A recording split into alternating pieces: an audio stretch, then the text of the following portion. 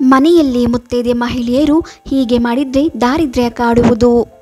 ನಿಮ್ಮ ಜೀವನದಲ್ಲಿ ಯಾವುದೇ ಸಮಸ್ಯೆ ಇದ್ದರೂ ಡಿಸ್ಪ್ಲೇ ಮೇಲೆ ಕಾಣುವ ನಂಬರ್ಗೆ ಒಮ್ಮೆ ಕರೆ ಮಾಡಿ, ಶಾಶ್ವತ ಪರಿಹಾರ ಮಾಡಿಕೊಡುತ್ತಾರೆ.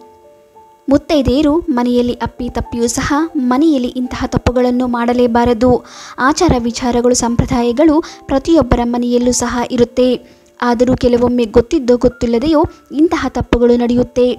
ಇದರಿಂದ ಮನೆಯಲ್ಲಿ ಮಹಾಲಕ್ಷ್ಮಿ ನೆಲೆಸದೆ ದಾರಿದ್ರ್ಯ ನೆಲೆಸುತ್ತದೆ. ಕೆಲವೊಮ್ಮೆ ನಿಮ್ಮ ಕಷ್ಟಗಳಿಗೆ ನೀವೇ ಕಾರಣ ಆಗುತ್ತೀರಾ. ಇಂತಹ ತಪ್ಪುಗಳನ್ನು ಇವತ್ತಿನಿಂದಲೇ ಸರಿ ಮಾಡಿಕೊಂಡು ನೋಡಿ, ನಿಮ್ಮ ಮನೆಯಲ್ಲಿ ಕೂಡ ಸುಖ ಶಾಂತಿ ನೆಲೆಸುತ್ತದೆ. ಹೆಣ್ಣು ಸ್ತ್ರೀ ಎಂದರೆ ದೇವಿಯ ಸ್ವರೂಪ ಅಂತ ಹೇಳ್ತಾರೆ. ಅದೇ ಹೆಣ್ಣು ಮಕ್ಕಳು ಮನೆಯಲ್ಲಿ ಸುಖವಾಗಿ ಶಾಂತವಾಗಿ ಇದ್ದಾಗ ಮನೆಯಲ್ಲಿ ಮಹಾಲಕ್ಷ್ಮಿ ನೆಲೆಸುತ್ತಾಳೆ. ಆದರೆ ಈ ಕೆಲವೊಂದು ತಪ್ಪುಗಳನ್ನು ತಿದ್ದುಕೊಳ್ಳಬೇಕು. ಅವುಗಳೆಂದರೆ, ಯಾವುದೇ ದಿನ ಆದರೂ ಸಹ ಮುಸ್ಸಂಜೆ ವೇಳೆಯಲ್ಲಿ ಬಟ್ಟೆಗಳನ್ನು ತೊಳೆಯಬಾರದು.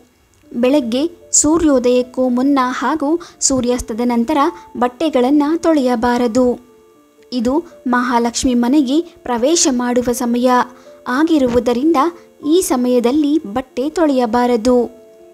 ಹೆಂಗಸರಿಗೆ ತುಂಬ ಉದ್ದವಾಗಿ ಉಗುರು ಬೆಳೆಸುವ ಅಭ್ಯಾಸ ಇರುತ್ತೆ. ಉದ್ದವಾದ ಉಗುರುಗಳನ್ನು ಬೆಳೆಸುವುದರಿಂದ ಕೋಪ ಹೆಚ್ಚು ಆಗುತ್ತದೆ. ದಾರಿದ್ರ್ಯ ಲಕ್ಷ್ಮಿ ತಾಂಡವ ಆಡುತ್ತಾಳೆ. ಹಾಗಾಗಿ ಉದ್ದ ಉಗುರು ಬೆಳೆಸುವುದಾಗಲಿ ಅಥವಾ ಉಗುರು ಕಚ್ಚುವುದಾಗಲಿ ಮಾಡಬಾರದು. ಇದರಿಂದಾಗಿ ಮನೆಯಲ್ಲಿ ಹಣಕಾಸಿನ ಸಮಸ್ಯೆ ಉಂಟಾಗುತ್ತದೆ ಹಾಗೂ ಅನಾರೋಗ್ಯ ಸಮಸ್ಯೆಯೂ ಆಗಬಹುದು. ಹೆಚ್ಚು ಸಮಯ ನಿದ್ರಿಸುವಂತಹ ಹೆಣ್ಣು ಮಕ್ಕಳು ಮನೆಯಲ್ಲಿ ಇದ್ದರೆ ಆ ಮನೆಯಲ್ಲಿ ಮಹಾಲಕ್ಷ್ಮಿ ಇರಲ್ಲ, ದಾರಿದ್ರ್ಯ ನೆಲೆಸುತ್ತದೆ. ಯಾವುದೇ ಕೆಲಸಕ್ಕೆ ಕೈ ಹಾಕಿದರೂ ಯಶಸ್ಸು ಸಿಗಲ್ಲ. ಕೆಲವು ಹೆಂಗಸರು ಮಧ್ಯಾಹ್ನದ ವೇಳೆ ಮಲಗುವುದು ಅಥವಾ ಬೆಳಗ್ಗೆ ಲೇಟಾಗಿ ಏಳುವುದು, ಹೀಗೆ ಹೆಚ್ಚು ನಿದ್ರೆ ಮಾಡುತ್ತಾರೆ. ಇಂತಹ ತಪ್ಪುಗಳನ್ನು ಮಾಡಬಾರದು. ಮಂಗಳವಾರ ಮತ್ತು ಶುಕ್ರವಾರದ ದಿನ ಹೆಣ್ಣು ಮಕ್ಕಳು ಮನೆಯಲ್ಲಿ ಕಣ್ಣೀರು ಹಾಕಬಾರದು. ಕೆಲವರು ಮಾನಸಿಕವಾಗಿ ನೋವು ಇದ್ದವರು ಯಾವಾಗಲೂ ಕಣ್ಣೀರು ಹಾಕುತ್ತಾ ಇರುತ್ತಾರೆ. ಇದು ಮನೆಗೆ ಶ್ರೇಯಸ್ಸು ಅಲ್ಲ. ಮನೆಯ ಏಳ್ಗೆ ಆಗಬೇಕು ಅಂದರೆ ಆ ಮನೆಯ ಹೆಣ್ಣು ನಗು ನಗುತ್ತಾ ಇರಬೇಕು. ಮನೆಯ ಹೆಣ್ಣು ಮಕ್ಕಳು ಕಣ್ಣೀರು ಹಾಕುತ್ತಾ ಇದ್ದರೆ ಮನೆಯಲ್ಲಿ ಸಮಸ್ಯೆಗಳು ಉಂಟಾಗುತ್ತವೆ. ಏಳ್ಗೆ ಆಗುವುದಿಲ್ಲ. ಯಾವ ಕೆಲಸದಲ್ಲಿಯೂ ಯಶಸ್ಸು ಸಿಗುವುದಿಲ್ಲ. ದೇವರಿಗೆ ಪ್ಲಾಸ್ಟಿಕ್ ಹೂಗಳನ್ನು ಹಾಕಬಾರದು.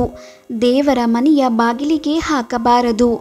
ಎಷ್ಟೋ ಜನರಿಗೆ ರಂಗೋಲಿ ಹಾಕೋಕೆ ಬರಲ್ಲ. ಆದರೂ ಸಹ ರಂಗೋಲಿ ಹಾಕುವುದು ಕಲಿತುಕೊಂಡು ಪ್ರತಿದಿನ ಮನೆಯ ಮುಂದೆ ರಂಗೋಲಿ ಹಾಕಿ ಮಹಾಲಕ್ಷ್ಮೀ ದೇವಿಯನ್ನು ಸ್ವಾಗತಿಸಬೇಕು. ನಿಮ್ಮ ಕುಟುಂಬದ ಮನೆ ಶಾಂತಿಯಾಗಿ ಇರಬೇಕು ಅಂದರೆ ಬೆಳಗ್ಗೆ ಎದ್ದು ಸ್ನಾನ ಮಾಡಿ ಮನೆಯ ಮುಂದೆ ರಂಗೋಲಿ ಹಾಕಬೇಕು. ಎಷ್ಟೋ ಜನರ ಮನೆಯಲ್ಲಿ ತುಳಸಿ ಗಿಡವೇ ಇರಲ್ಲ. ಇದ್ರೂ ಸಹ ಪ್ರತಿದಿನ ಪೂಜೆ ಮಾಡಲ್ಲ. ಆದರೆ ತಪ್ಪದೆ ಪ್ರತಿದಿನ ತುಳಸಿ ಪೂಜೆಯನ್ನು ಮಾಡಬೇಕು. ತುಳಸಿ ಗಿಡ ಇಟ್ಟರೆ ಮನೆಯ ಏಳ್ಗೆ ಆಗುತ್ತೆ. ತುಳಸಿ ಗಿಡ ಚೆನ್ನಾಗಿ ಹಸುರಾಗಿ ಬೆಳೆಯುತ್ತಾ ಇದ್ದರೆ ನಿಮ್ಮ ಮನೆಯಲ್ಲಿ ಕೂಡ ನೆಮ್ಮದಿ, ಶಾಂತಿ, ಆರೋಗ್ಯ, ಸಂಪತ್ತು ಇರುತ್ತದೆ ಎನ್ನುವ ಸೂಚನೆಯನ್ನು ನೀಡುತ್ತದೆ. ಅದೇ ತುಳಸಿ ಗಿಡ ಒಣಗುತ್ತಾ ಇದ್ದರೆ ಮನೆಯಲ್ಲಿ ಸಮಸ್ಯೆ ಉಂಟಾಗುತ್ತೆ ಎನ್ನುವ ಸೂಚನೆ ನೀಡುತ್ತದೆ. ಹಾಗಾಗಿ ಪ್ರತಿಯೊಬ್ಬರ ಮನೆಯಲ್ಲೂ ಸಹ ತುಳಸಿ ಗಿಡ ಇರಬೇಕು. ಪೂಜೆ ಕೂಡ ಮಾಡಬೇಕು. ಕೆಲವರು ಕೂದಲು ಬಿಟ್ಟುಕೊಂಡು ಪೂಜೆ ಮಾಡುತ್ತಾರೆ. ಆದರೆ ಕೂದಲನ್ನು ಒಣಗಿಸಿದ ನಂತರವೇ ಕೂದಲು ಕಟ್ಟಿಕೊಂಡು ಪೂಜೆ ಮಾಡಬೇಕು. ಎಷ್ಟೋ ಜನ ಹೆಣ್ಣು ಮಕ್ಕಳು ತಲೆಗೆ ಸ್ನಾನ ಮಾಡಿ ತಲೆಗೆ ಟವಲ್ ಕಟ್ಟಿಕೊಂಡು ಪೂಜೆ ಮಾಡುತ್ತಾರೆ. ಆದರೆ ಈ ರೀತಿ ಕೂದಲು ಒದ್ದೆ ಇಟ್ಟುಕೊಂಡು ಪೂಜೆ ಮಾಡಬಾರದು. ಪುಣ್ಯಕ್ಷೇತ್ರಗಳಲ್ಲಿ, ನದಿಗಳಲ್ಲಿ ಸ್ನಾನ ಮಾಡಿ ದೇವಸ್ಥಾನದಲ್ಲಿ ಹೋಗಬಹುದು. ಅಲ್ಲಿ ವಿಶೇಷ ಪುಣ್ಯ ಸಿಗುತ್ತೆ. ಆದರೆ ಮನೆಯಲ್ಲಿ ಮಾತ್ರ ಒದ್ದೆ ಕೂದಲು ಬಿಟ್ಟುಕೊಂಡು ಪೂಜೆ ಮಾಡಬಾರದು. ಪೂಜೆಯ ಫಲ ಕೊಡುವುದಿಲ್ಲ. ನಾವು ಸ್ನಾನ ಮಾಡುವುದು ಮೈಲಿಗೆ ಕಳೆದುಕೊಳ್ಳಲು. ಹಾಗಿದ್ದಾಗ ಒದ್ದೆ ಕೂದಲು ಬಿಟ್ಟುಕೊಂಡು ನೀರು ಬಿಟ್ಟುಕೊಂಡು ಪೂಜೆ ಮಾಡಬಾರದು. ನಾವು ಬಳಸುವಂತಹ ಬಳೆಗಳಾಗಲಿ ಅಥವಾ ಗೆಜ್ಜೆಗಳಾಗಲಿ ಬೇರೆಯವರಿಗೆ ಕೊಡಬಾರದು. ಈ ರೀತಿ ನಾವು ಬಳಸುವಂತಹ ಬಳೆಗಳನ್ನು ಅಥವಾ ಗೆಜ್ಜೆಗಳನ್ನು ಬೇರೆಯವರಿಗೆ ಕೊಡುವುದರಿಂದ ನಮ್ಮಲ್ಲಿರುವ ಲಕ್ಷ್ಮಿಯನ್ನು ಬೇರೆಯವರಿಗೆ ದಾನ ಮಾಡಿದಂತೆ ಆಗುತ್ತದೆ. ನಾವು ಯಾವ ಸಮಯದಲ್ಲಾಗಲಿ ಇಂತಹ ಒಂದು ಪರಿಸ್ಥಿತಿ ಬಂದಾಗ ದಯವಿಟ್ಟು ಈ ಒಂದು ಕೆಟ್ಟ ಕೆಲಸಗಳನ್ನು ಮಾಡುವುದಕ್ಕೆ ಹೋಗಬಾರದು ಎಂಬುದು ನೆನಪಿರಲಿ. ಮನೆಯಲ್ಲಿ ಲಕ್ಷ್ಮಿ ನೆಲೆಸಬೇಕು ಎಂದರೆ ಹೆಣ್ಣು ಮಕ್ಕಳು ಮನೆಯನ್ನು ಯಾವಾಗಲೂ ಸ್ವಚ್ಛತೆಯಿಂದ ಇಟ್ಟುಕೊಳ್ಳಬೇಕು.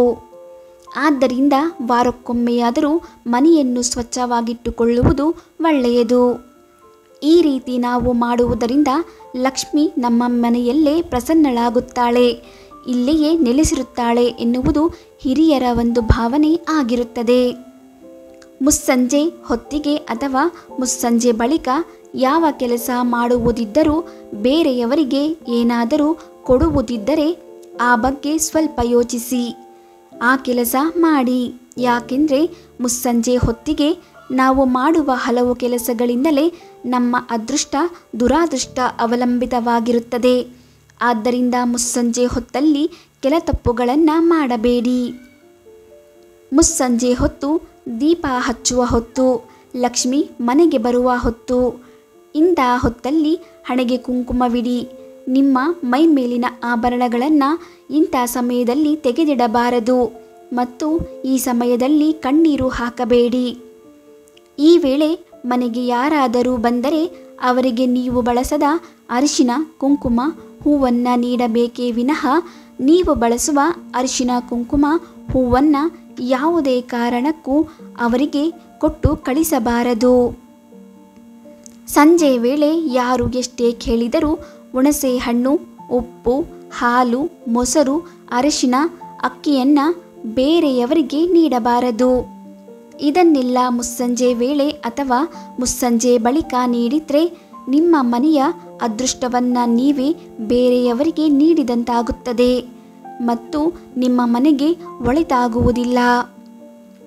ಹೆಣ್ಣು ಮಕ್ಕಳಿಗೆ ಯಾವುದೇ ಕಾರಣಕ್ಕೂ ಕೆಟ್ಟ ಪದಗಳನ್ನು ಮಾತನಾಡಬಾರದು. ಬೇರೆಯವರಿಗೆ ಕೆಟ್ಟ ಶಬ್ದಗಳಿಂದ ಬೈಯಬಾರದು.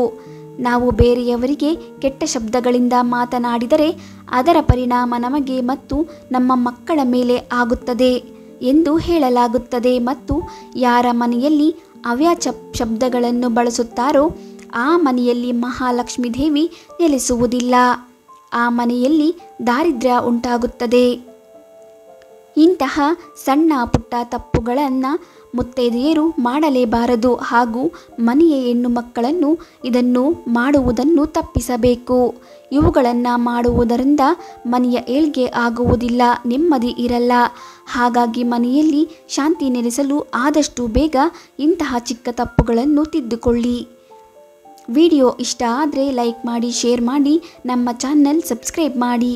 ಮುಂದಿನ ವಿಡಿಯೋದೊಂದಿಗೆ ಭೇಟಿಯಾಗೋಣ. ಧನ್ಯವಾದಗಳು.